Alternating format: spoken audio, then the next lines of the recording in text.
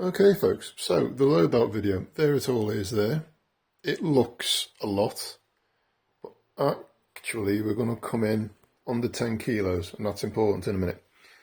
It's going in that pack there, so bear with, I am not a YouTube expert. What have we got? One man sleeping tent, okay. That's just an inflatable pump for deflating this. If you've not seen these are quite good. They buy that firm there, and the suction bags, like what you get for your duvets and stuff, but specifically designed for the outdoors. So in there is my sleeping bag, and most of my other dry clothes is going to go in there. Little bit of comfort. We have got an inflatable pillow. Clothes, okay, so I've got warm kit here, a warm buffalo, alright, and I've got waterproof and windproof shirts there. Basic first aid kit at the back, very basic, it's only for me, alright. So the most likely thing that's going to happen to me is a joint injury of some description, a strain injury of some description, or I might burn myself. Now I've got a zinc oxide tape there, so I can affect quite large dressings should I need to. But if they're that big, then it's time to bang out anyway because we need medical attention, okay? So tuber grip there, the rest of my medical stuff there.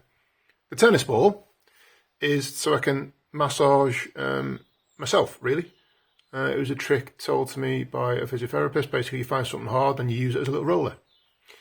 Vaseline is important because chafing, by the time everybody finished laughing, is actually listed in British military doctrine as a mission critical parameter that must be managed. All right, because if you can't operate properly, then the mission is at risk.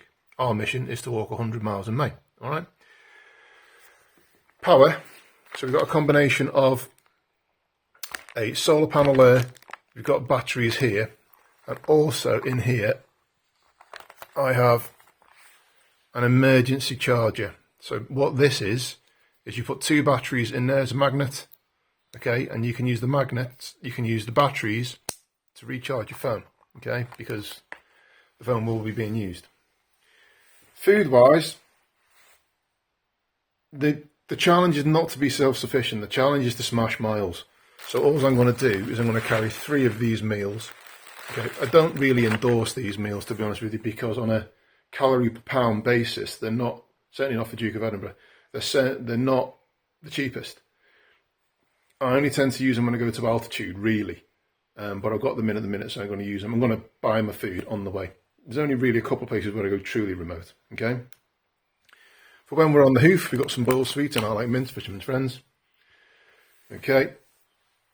I am going to be alone, all right? But I am very experienced in a hill. That's a personal locator beacon.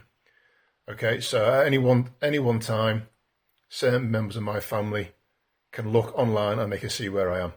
Okay, that operates via satellite, and it's absolutely nothing to do with my phone at all.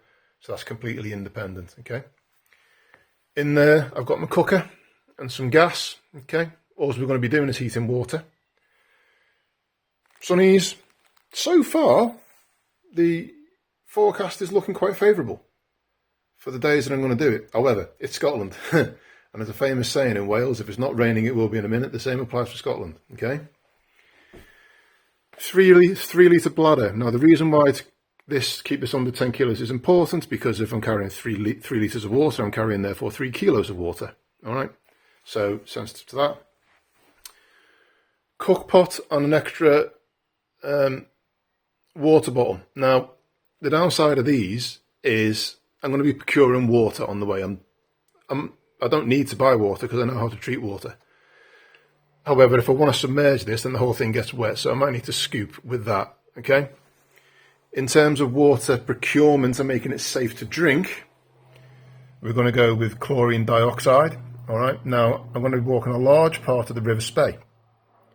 Now, they make whiskey out of water from that river, so you do have to be a little bit careful, but essentially what I'm going to do is I'm going to chemically treat, I'm going to filter, chemically treat, and then UV treat my water. That's a UV sterilization pen, okay? Between that water will be safe to drink, okay? Walking boots, we're going walking, okay? Got some paracord, hats, okay. Over here, we've got Swiss Army knife, 1,000,001 uses. This is an anemometer.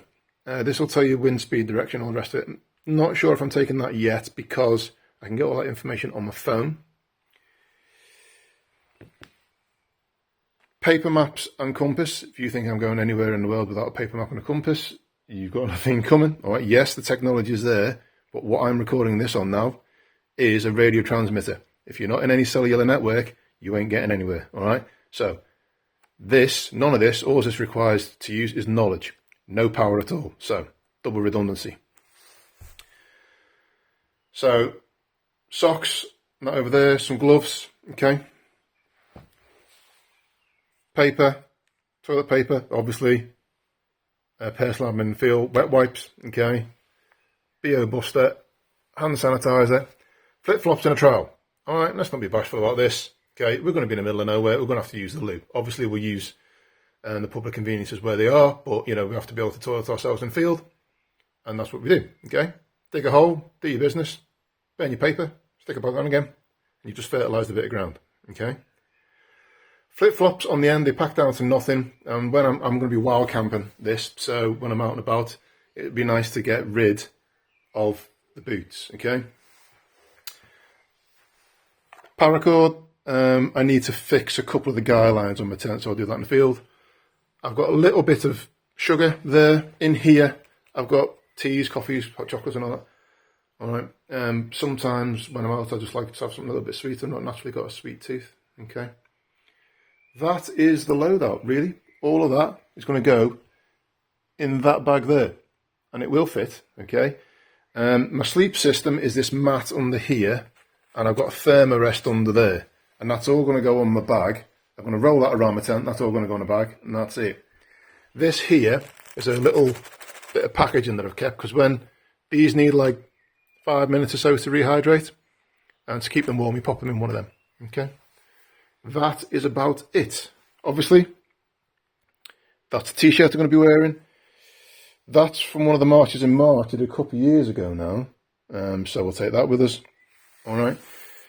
And yes, the combat kilt is hanging upstairs. It has been ironed, but you're going to have to wait until I'm actually up there to see me wearing that. I'm going to keep that one as a bit of a surprise. All right. So that is kind of what we will be doing. Yeah. All right. So the objective of this is to do the miles, and I've already got about 25, 30 miles done. All right. But that is what we are doing. Okay. So there you go. Loadout video done. All right. So hopefully with water, that should all come in at around about 15 kilos. Okay. Yeah. More episodes on the adventures of Mearns on his 100 miles in May challenge to come shortly. Thanks for watching.